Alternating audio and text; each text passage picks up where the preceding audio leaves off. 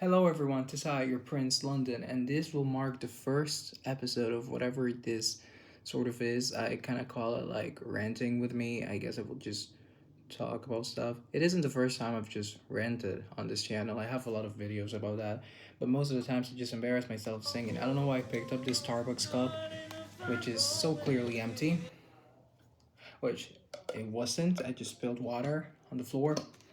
But I do have the real deal. I do have a cup of decaf, an orange cup next to me, which I'm gonna sip right now. And I'm gonna talk about my one of my biggest fears, FOMO. And I don't know how I'll word this, but it's not your traditional sense of FOMO. Let me put on my earphones, maybe for audio quality. First sip, okay, there we go. And I just want to say that it's not your traditional FOMO. And first of all, it's really scary to be putting yourself out there. Not that it's my first time doing it, but it's scary nonetheless. But it's not your traditional FOMO in the sense that, oh, look at Stephanie's party. Look at the stories on Snapchat. Oh my god, it looked so cool. I really wanted to go, but I couldn't. My mom wouldn't let me. It's not like that. It's not your traditional FOMO. It's more about historical events. Pope Francis passed away this week or last week. Well, Easter Monday. And, well, first of all, I'm not the most devout Catholic in the world. I'm not Queen Mary. I'm not Bloody Mary. But if there's one thing that I'm gonna respect and understand for sure, is that Pope Francis was a really good pope. He really brought the Catholic Church back to its origins, and he really devoted a lot of his time to making sure everyone felt included in the Catholic Church, especially after his predecessor had made a mess of the Vatican. Francis really focused on rebuilding, and he really did. I was brought up Catholic. I'm not sure I'm an active part of the church anymore. I'm not. No, you heard it here first, folks. Desire Prince London. I'm not an active member of the church anymore. Point is, he died. Now I want to go to Rome. I want to go to the Vatican. I want to go see him. I want to go be a part of the event. I can't. I'm gonna have to miss out. Same thing happened September the 6th, 2022. I think it was September 6th. Queen Elizabeth II passed away. Now, I'm not saying I'm the biggest royalist in the world or that I'm the biggest supporter of the monarchy. It does have its ups and downs like every other thing in the world, but just to not be able to go out there and experience another historical moment like that, oh my god, that's my earphone. It just sort of makes me feel like I'm missing out on a lot of things in the world that are currently happening that I'm not able to partake in. And the deaths of Pope Francis, Queen Elizabeth, and just to mention other historical events, not them too, but things that happened before me, like I don't know. Well, crap. Okay. Now I'm really exposing myself now because I don't have the slightest idea of what other historical events. Oh, for example, Lady Gaga at Coachella. I'm gonna try and place videos of or images of what I'm saying because why not? But Lady Gaga Coachella. I when will she play again at Coachella? Who knows? Maybe she'll die tomorrow. Maybe she'll get run over by a truck. I don't know. Great performer, great songs. Really look up to her. I want to be a pop star here, but I'm not gonna be able to go. Coachella is done, and I wasn't able to go. And who knows if she'll headline again? So that's the thing. Time is sort of this invaluable currency that we try to say carpe diem, seize the day, memento mori, live every day as if it were your last. And I really, really stick with that. And I really, really try to resonate with that and try to find acceptance and truth and light within that. But at the end of the day, it's not really about time being an invaluable currency. It's about time being valuable. Not as in, oh, there's meaning in time because there is, but valuable as in there's a price, there's a cost to those experiences. There's a cost to going to Coachella. There's a cost in going to Rome. There's a cost in going to Queen Elizabeth, having, well, if I were well, if I had attended Queen Elizabeth II's funeral, the point is there's always a cost, a financial, personal burden to oneself in order to be part of the historical events. By the way, this shirt I'm wearing is really dirty. I'm wearing a white shirt and it's really dirty. So I apologize. Entschuldigung. Sorry, excuse me, mom.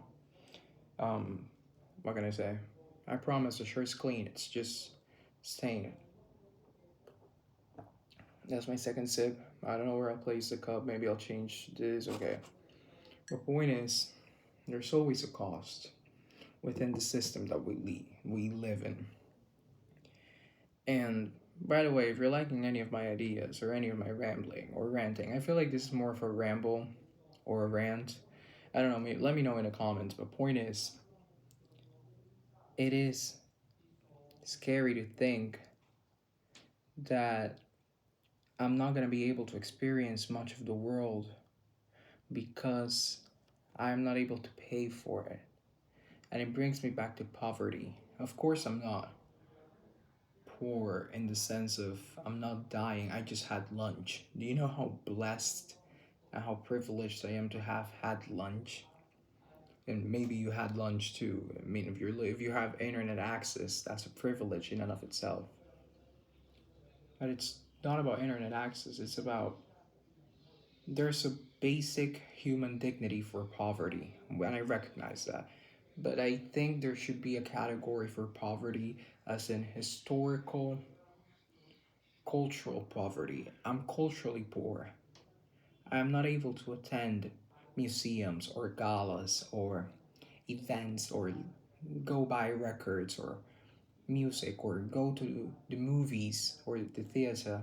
Well, not that there's a theater in my hometown, but point is, I'm not able to partake in most of society's cultural events because they have financial cost attached to them. So it's not only time, there's also a financial cost attached to said time. And I really like something that I heard a bodybuilder say. Well, a lot of bodybuilders. I'm not big, I'm 128 pounds. I'm 5'7", so I'm not severely underweight, like skinny, but like, no, I'm not gonna die or anything. The point is, they say that eating is one of the hardest parts of dieting is not eating, is not going out, because eating is as much a social event as it is a biological need. So there's also a financial burden attached to going out with your friends. There's also a financial burden attached to everything. And I know there's this tweet going around, and it has been going around circulating for the past, I don't know, 5 years, half a decade, I don't know, about how humans are the only species that pay to live on the planet. I don't know. I'm mixing up my prepositions a lot lately. I speak 6 languages. Again, sorry. What point is that it's kind of crazy to think about not being able to experience the world to its fullest or live life to its fullest because I'm culturally poor. Now, that's not disregarding or taking away the humanity or lack thereof when it comes to actual people struggling to feed themselves or drink water, other things. I'm hearing some background noise. Give me a sec.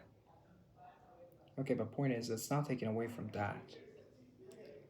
It's just adding a certain level of complexity to that, in the sense that maybe there are other parts of life that are not just as important, but carry a degree of importance to live a fulfilling life, if you know what I mean. Again, subscribe, like, I have to say that stuff because I'm watching these YouTube videos that say how to grow your YouTube channel in 2025, how to blow up on YouTube, how to go viral on YouTube. How do you go viral on YouTube? By this Australian guy. Again, as all Australians are, really hot.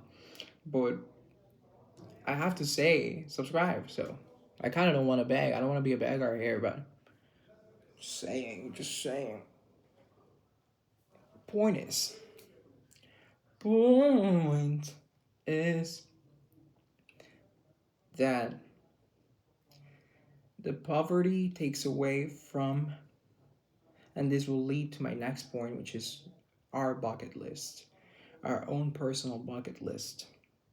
I think each of us have a bucket list. It doesn't have to be a literal physical list. For those of you who are not familiar with the term bucket list, it's not literally a list of buckets that you're gonna buy. A bucket list is just a list of places or things or items or just anything you want to sort of do in life. Like, for example, my personal bucket list includes things like going to Venice, or of course, it includes more personal things. It also includes things like um, reaching 100K on YouTube, like things like that. And but what if Venice sinks and I have not gone to Venice? That's a real possibility. And I'm afraid of having missed out on Venice because it sank and I did not have the money to go to Venice. Time is invaluable, time is currency, but at the same time, time, see what I did there, is a knife. Time really sticks to you and time really hurts. Time itself is the wielder and the weapon. You need to learn how to work around the injury. You need to learn how to work through it and within it in order to get through things. And that's kind of what I do. You need to be able to live truthfully. I saw this movie with Queen Latifah in it. In fact, I'm gonna pull it up right now. I have my computer next to me. It's called The Last Holiday. It's about a woman, Georgia, who thought that she had a terminal disease and that she was gonna die in 3 weeks. I got 3 weeks to live? The movie came out in 2006. I watched the movie on Netflix, I reckon, with my mom. So, hey mom, but point is, I keep saying point that, but let me take a sip of my coffee. It all leads me to the same conclusion. She thought she was gonna die, so she quit her job. I quit. She took all her life savings. She withdrew everything from the bank. She always wanted to be a chef and to meet her idol, this chef in the, I think it was the Czech Republic. Did I say that right? The Czech Republic. So she went there. She withdrew everything from the bank. She went there. She learned. She spoiled herself rotten. Am I saying that correct? Crap. I went to German class today in the morning. I had German from 8 to 12:30, 1 p.m. And I'm thinking in German still. So I'm kind of getting everything mixed up now. Anyway, point. I gotta stop saying point. Ah, it's getting to me now. It's getting to me now. I'm sorry to the viewer. Because if it's frustrating to me, oh my god, I'm so sorry. I'm really trying to make this enjoyable here. But you may be thinking, well, this blondie guy's full of crap. And I might as well be, but at least I'm trying to do something for the world, you know? I'm not trying to cure AIDS or anything, but at least I'm trying to spread whatever wisdom I have left, just in case, I sink tomorrow, or Venice does, or my time's up. Because it might as well be. Point is, she moves to the Czech Republic, to a 5-star hotel, this resort, spends all her money, not all her money, but she gets everything she wants. She starts speaking her truth, being her true self, stops worrying about the future, stops saying, oh, I'm gonna wait for the right moment, I'm gonna do this, I'm gonna do that, I'm gonna do whatever. I'm hearing all this background noise, I'm gonna have to quiet this through editing later. And she stops waiting around and she starts taking action. And turns out the MRI machine was I don't know what happened to her. Point is, had the MRI machine was malfunctioning. So she, of course, everyone that took a scan had the same 3 week to live, 3 weeks to live terminal disease. So in the end, she wasn't gonna die. She moved back to the States. She's American. She opened up a restaurant. She lived happily ever after. She found her man. So it's a rom com. It's really cheesy, but I really recommend you watch it. It really changed my perspective on life. And I'll talk at the end about movies and stuff that I'm watching, just because I'm a little narcissist, like Narcissus, except that I'm prettier. Well, I like to think that because a little secret bullying is cool, but no one has to know that. Well, what if this video goes viral? What if this is the one? Who knows? It could be. Also, I'll try to post one of these podcast videos once or twice a month. I think twice a month is a more reasonable amount of podcast episodes for me. So if you were looking for more, if you were looking for more, I'm sorry. What is going on in my house? I hear all of this noise, all of this noise. But my God, Jesus Christ. Jesus Christ. Oh my God. See, it seems like they work against me. But it seems like time is working against me as well. Kind of bringing it back and reeling it a little bit to our main point here. I say by set point, I'm going to have to get myself a jar and toss a coin in it every time I say point. Because I'm getting real tired of that word. So this is a ramble. You clicked on a ramble. Oh my God, oh my God, oh my God, oh my God, London, shut up. Carry on. You got it. Okay, got it. You gotta live life to the fullest. You gotta be like Georgia. Her name's Georgia Bird. You gotta be resilient. You gotta be honest. You gotta be fulfilling. You gotta live every day to the fullest. You know that.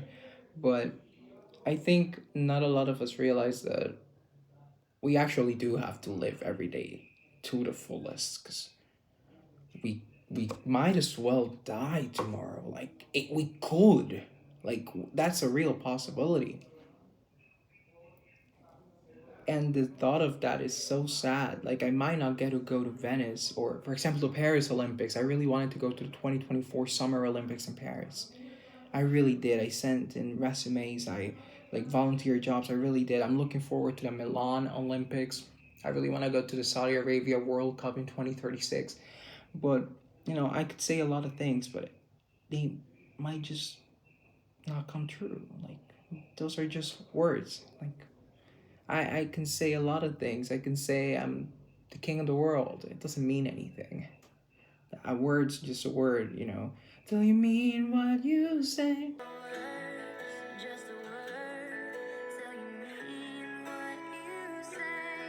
No, but a word's just a word.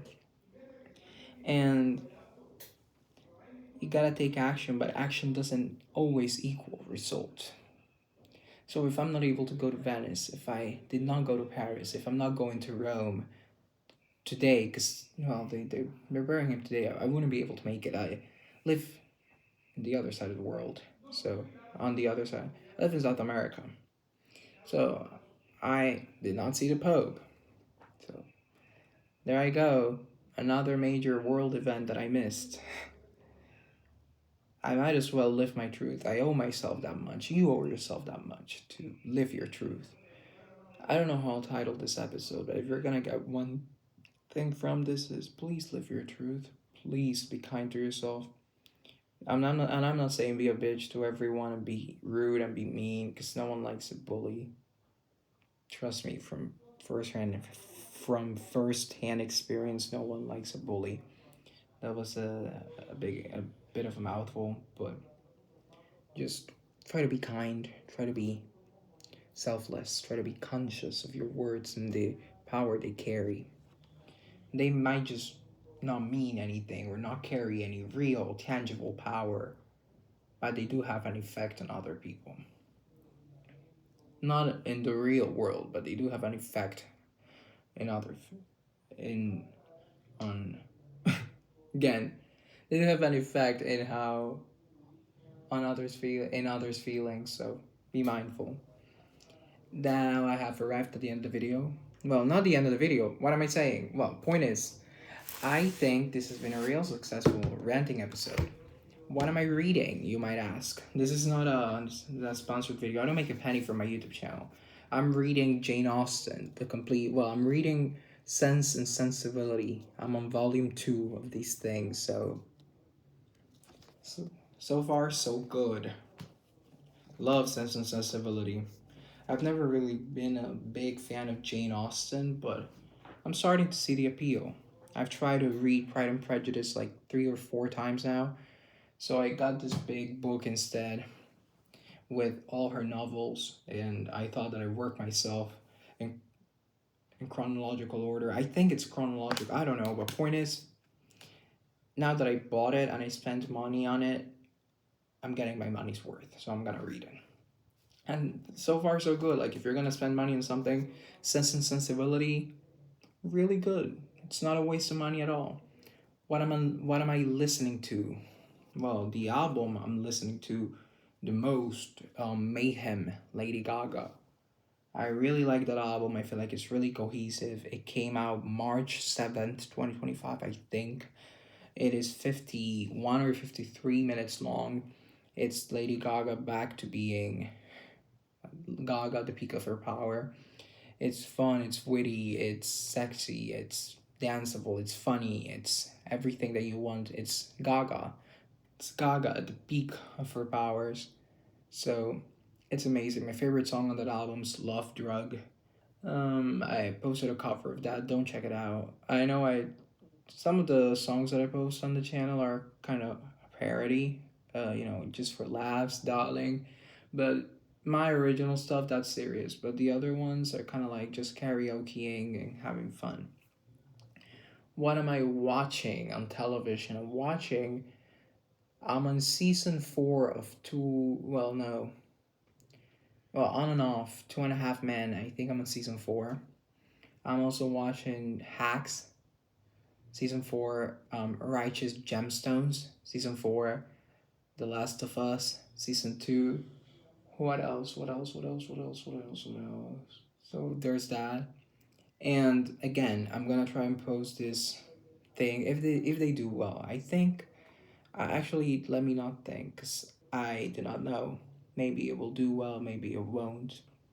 Maybe it will only get like 10 views, and it will be the end of that. But hopefully this is the one, and this will be the video that takes me to 1 million subscribers, and my life will be sorted out, and I'll make consistent income, and I'll be able to rent out my own place, and you know, be happy, be free, and go to Venice. But you never know. But anyway, I'm really thankful if you talk it out and rode with me till the very end, like I would have done if you were Brad Pitt. Ride it out till the very end. I'm gonna shut up now.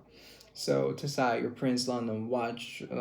What am I supposed to say? Subscribe, like, share, comment. Um, Thank you for watching. Thank you for listening. Thank you for everything. Follow me on Instagram. Why not? Um, I think you can keep up with me a little more easily there. Again, this is not my. Okay, let me shut up. Tessa, your Prince, signing off.